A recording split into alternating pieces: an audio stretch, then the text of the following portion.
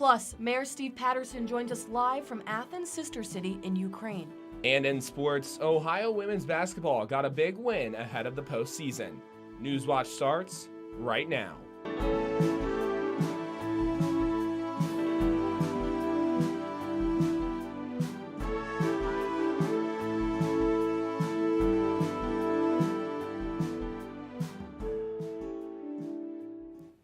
A number of users may have been affected by the phone outages across the country and in our area this morning. Good evening, I'm Jack Green. And I'm Madeline Harden. Welcome to Newswatch.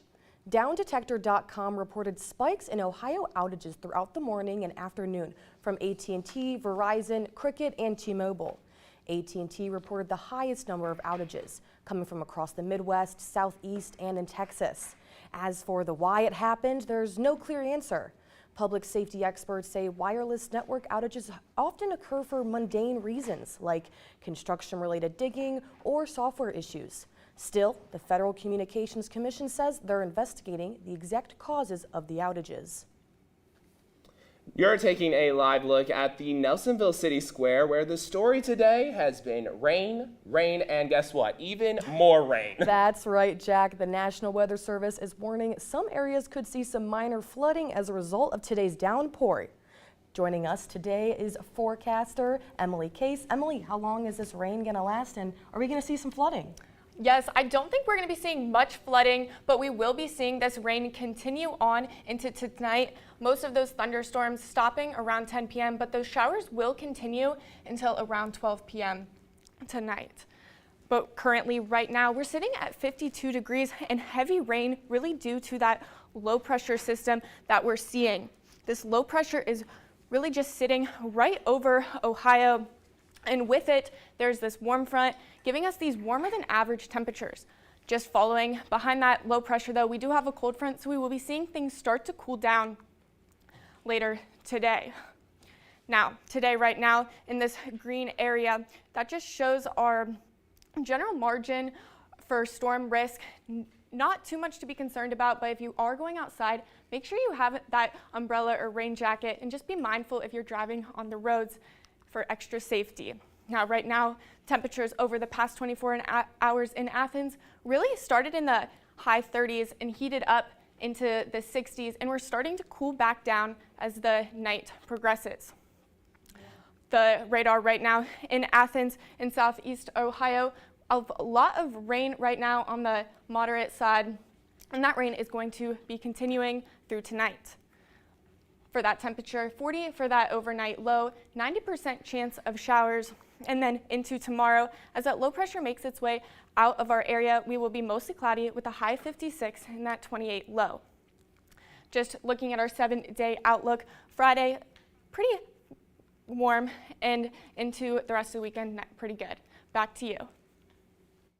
Thanks, Emily. And speaking of all this water, a new dam is coming to McConnellsville. The dam that runs along the Muskingum River was constructed in 1841 and is planned to be demolished. Its replacement is currently under construction.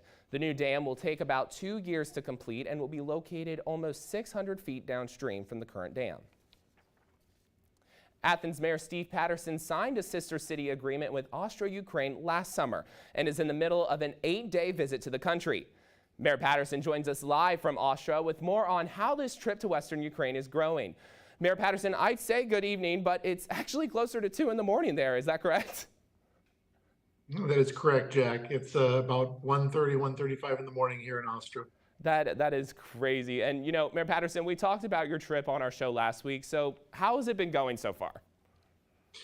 You know, it's been a wonderful trip. It's been wonderful engaging with our partners here in Austria. But it's also been very telling and important for me to understand a lot of the challenges and struggles, but also successes that they're seeing here in Austria. Yeah, and some members of the Athens community at the most recent city council meeting said the city's focusing on things outside of local issues like this trip. How would you respond to that? Why is it important that we have these friends across the globe? Well, we established this partnership, as you indicated earlier, last summer in 2023, and it was vitally important that we engaged with some city in within Ukraine And we landed on Ostro, which Ostro is a community that's about the same size as the city of Athens. It also is home to the Ostro Academy and has a lot of elements that are very similar to the city of Athens.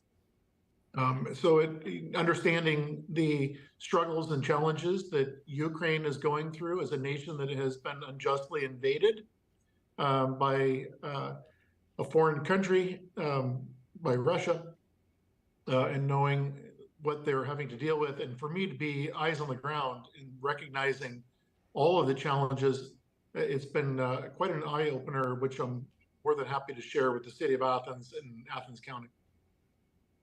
Yeah, and your visit coincides with the 2-year, I guess, anniversary is the way to put it, since Russia invaded Ukraine on Saturday.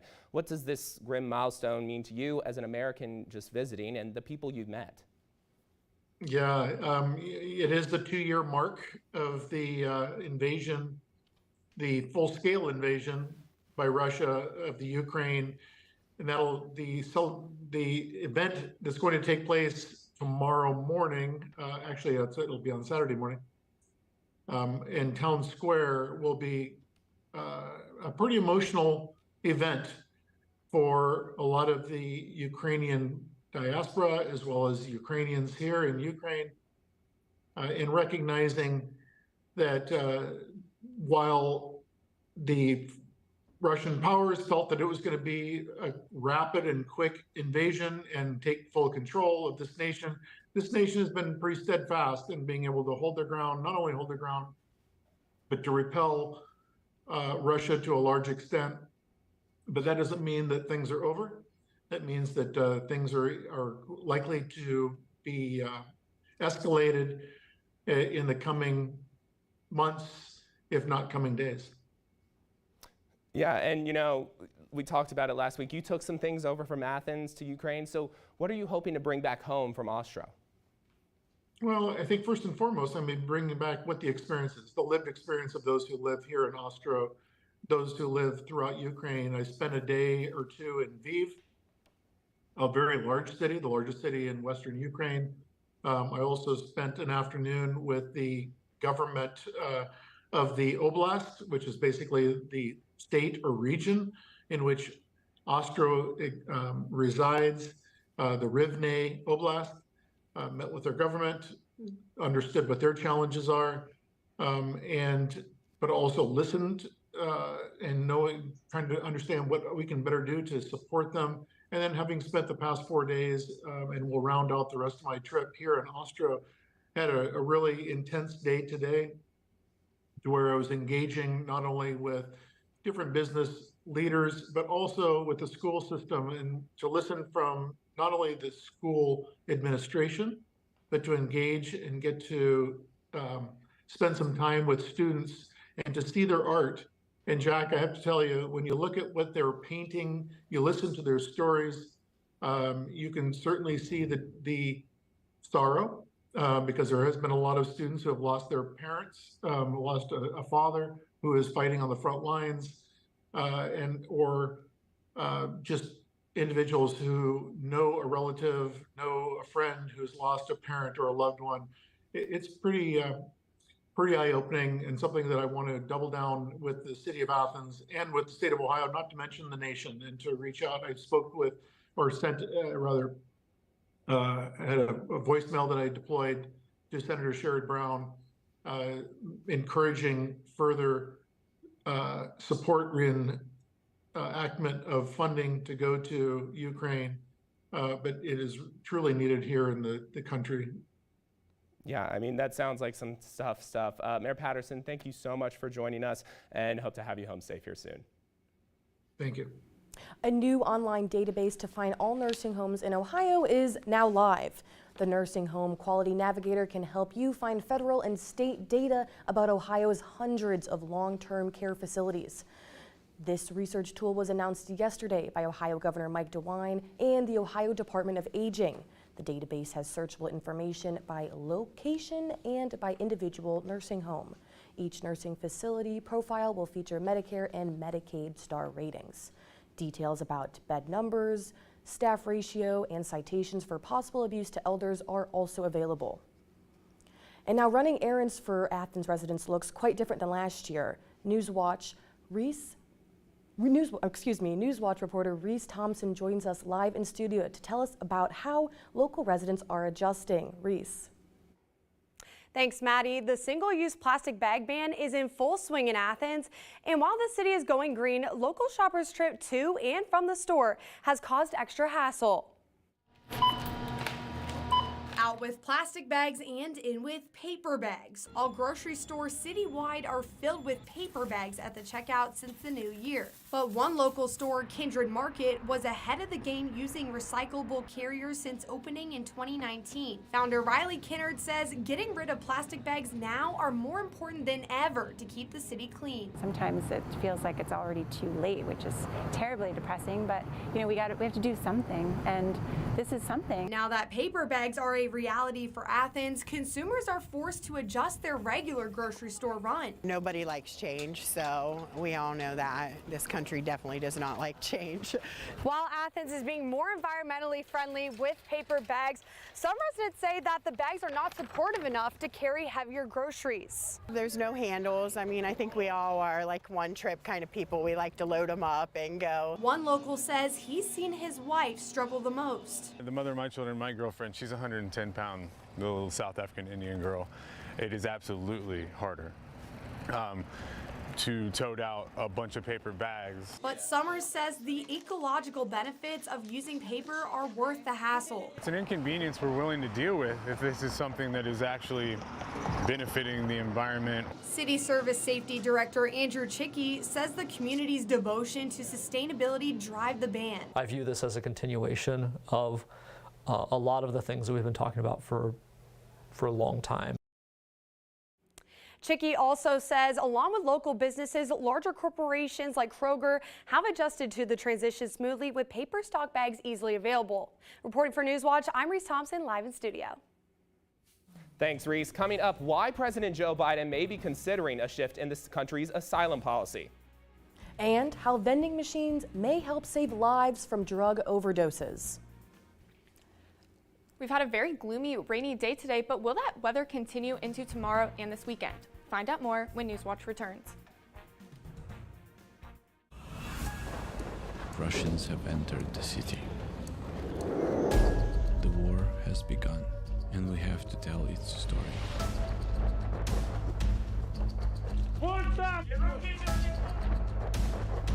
If the world saw everything that happened in Mariupol,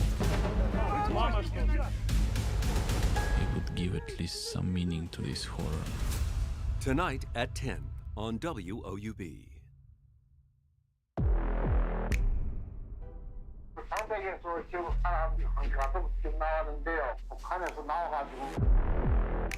We're creating a mixed income community. Being low income shouldn't bar you from experiencing a higher quality of life. I have grown up in a journalism environment where I was frequently the only woman in the room. At some point, a row of trees went in. I feel segregated. They were planted to hide this community. We live in a virtual reality world. Everybody everywhere knows what's going on. So people are aware that there's a problem here. I wanted her story told, and I felt good that I was the one that was able to tell it. I know how to do other things to survive. Rise up and say, you know what? Enough is enough.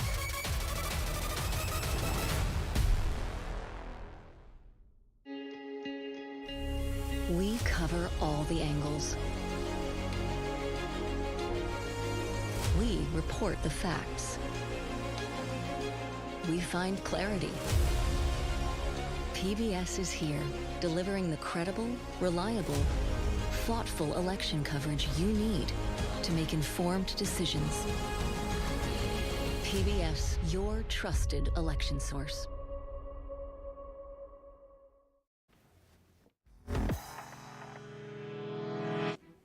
The White House is considering a new executive action for the southern border. The policy would make it more difficult for migrants to seek asylum if they enter the U.S. illegally. It involves an authority known as 212F. Former President Donald Trump tried to do something similar in 2018.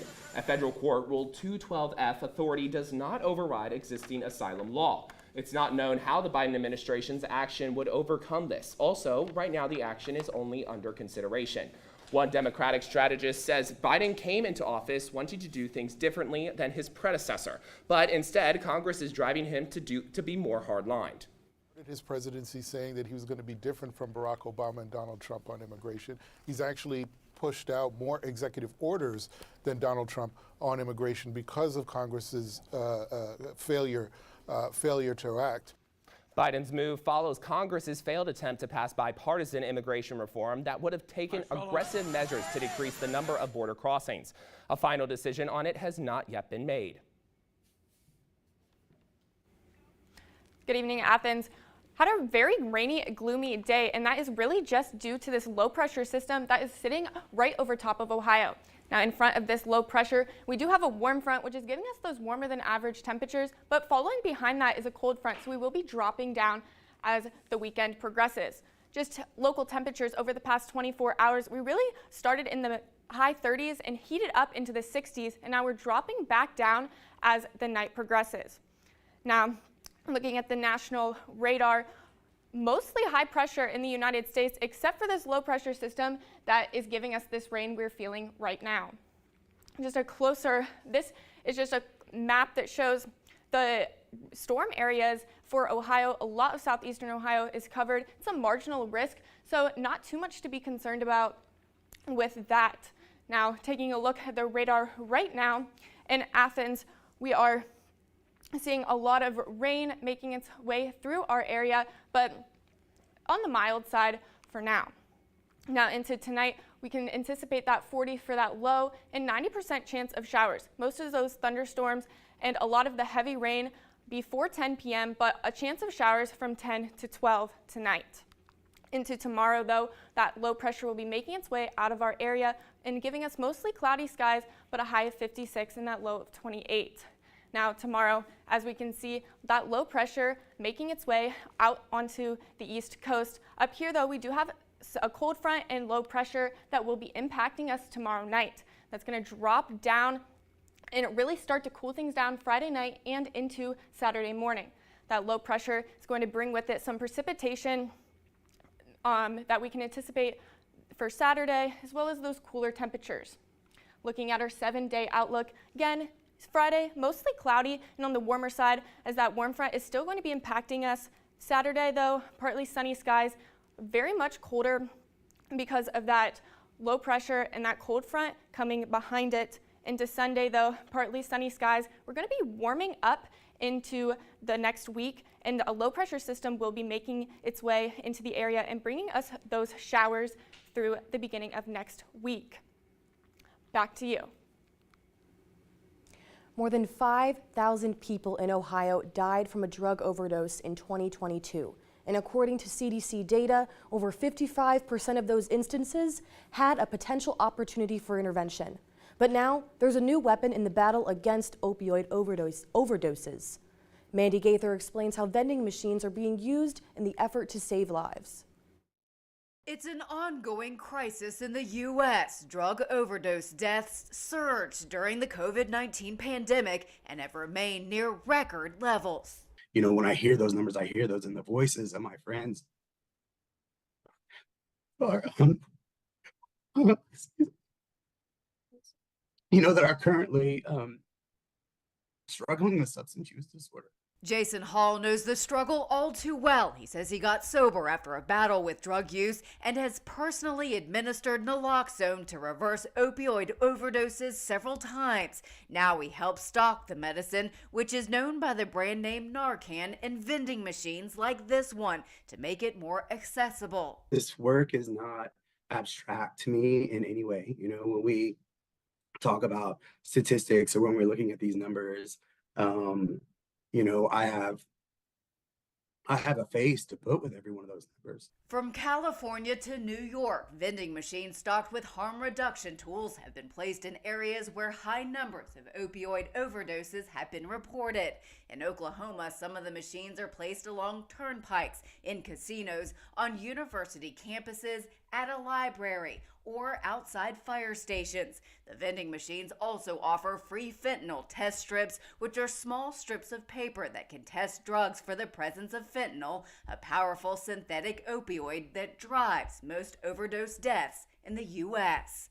For Health Minute, I'm Mandy Gaither.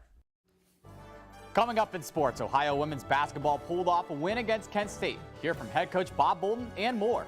And for the latest from Newswatch, follow us on Instagram, X formerly Twitter, and YouTube.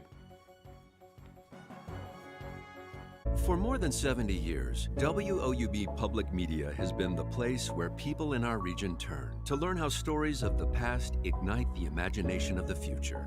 It's where information, entertainment, and education work together to inform, enlighten, and inspire generations. It's the place where the community gathers to hear and see our world in new and innovative ways. WOUB, the public media you trust that's worthy of your support. Sometimes we have to look that monster right in the face. Show we're not afraid of it anymore. Love is the best thing we have. It's the only thing we have. No more secrets. I just want to be right here in this moment with you. I trust nothing untoward has occurred. Right things ahead, darling. Brightness and joy. Those that underestimate us should do so at their own peril. And if they do, so bloody what? Open your eyes.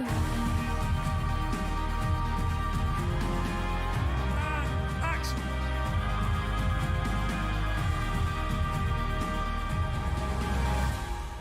Best episode ever.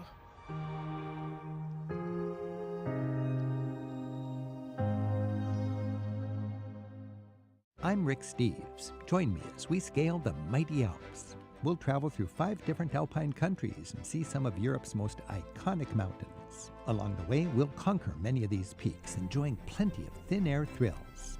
We'll visit charming towns and experience lots of unique alpine culture. And finally, we'll hike from easy day trips to a classic long-distance tour.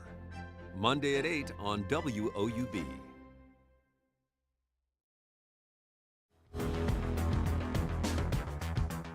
Welcome back, everyone. I'm Grant Kiefer, and Ohio women's basketball got its first win since January 24th after beating Kent State in the Convocation Center last night. Coming into last night, the Bobcats had dropped 5 in a row and got off to a slow start as well, down 20-10 in the first. However, Ohio was right in it at halftime, but the Bobcats have struggled in the third quarter this year. Head coach Bob Bolden knew they'd have to start the third strong. Statistically, we're a terrible third quarter team, but we didn't have to be, and they weren't.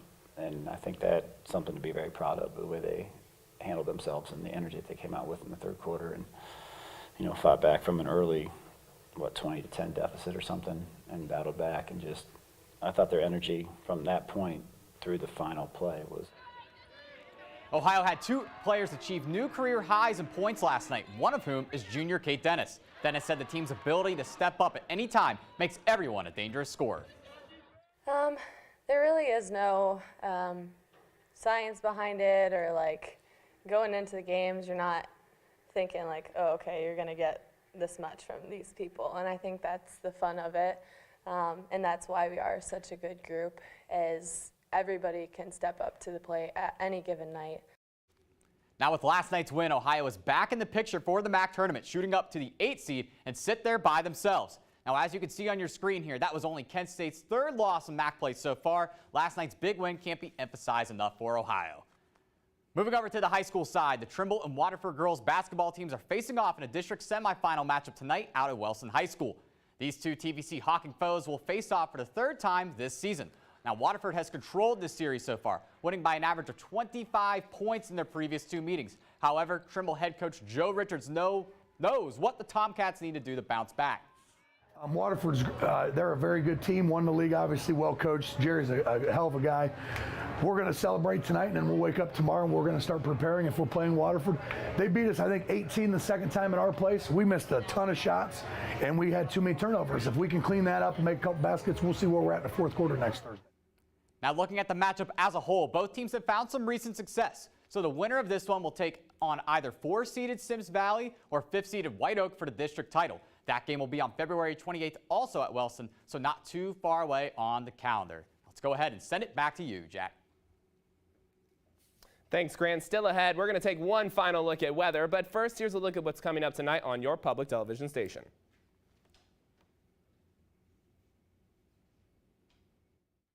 Postseason is in full swing, and we've got some big matchup ahead.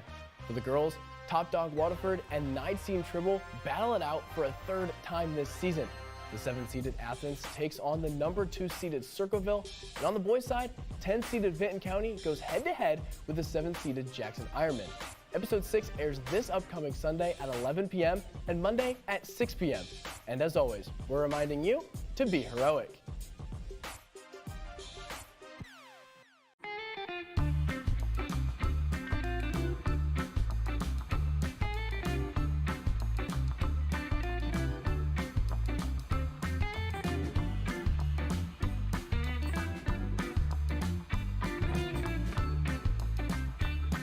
If you don't drive it, donate it and support something you use every day.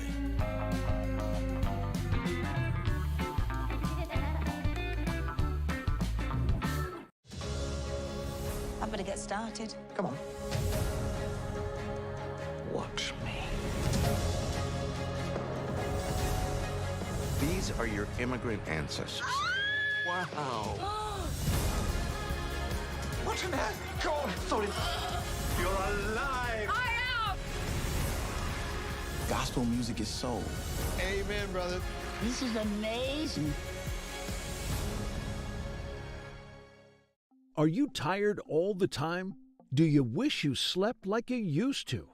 Poor sleep is an underlying cause of many chronic diseases, including heart disease, obesity, diabetes, mood imbalances, and so much more. Carmen Meyer takes a food-first approach to getting a good night's sleep. Please join me, Carmen Meyer, and learn what to eat and when to eat it, and eat to sleep. Saturday at 8 on WOUB.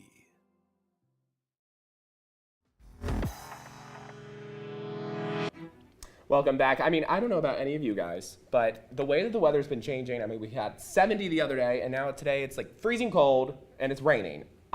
My nose is all stuffed up, I'm coughing. I don't know about you all. It's raining cats and dogs out there, and I'm a little concerned about stepping in a poodle. Now, Emily, how long are these poodles going to be sticking around? Yes. Well, this weather and this rain is really only going to be sticking around till maybe around midnight tonight. Right now, we're sitting at 52 degrees, and that temperature is fluctuating quite a bit. And that's due to the warm fronts coming in to our region. This rain is being brought to us by this low pressure system sitting over Ohio, and in front of it is that warm front, and falling behind it is that cold front. So while we may be warm on the warmer side today, we will be cooling down into this weekend. Right now, local radar, we can see raining pretty heavily in Athens right now in southeastern Ohio. And again, we're going to be seeing those conditions into tonight. Fairly on the warmer side, we heated up to around 60, and now we are cooling back down as the night progresses. Tonight, though, 40 degrees for that overnight low, and a 90% chance of showers. Tomorrow, mostly cloudy as that low makes its way out, and then into this weekend, fairly nice, but on the chillier side. Into next week, anticipate Monday being kind of sunny, and then that low pressure bringing in more precipitation. Yeah, thanks, Emily. And that does it for our broadcast this evening. Thank you so much for watching. For Emily Case, Reese Thompson, and Grant Kiefer, I'm Jack Green. And I'm Madeline Harden. Stay tuned for the PBS NewsHour coming up next. And remember, you can always find the latest news anytime at WOUB.org or follow us on social media. Have a great night.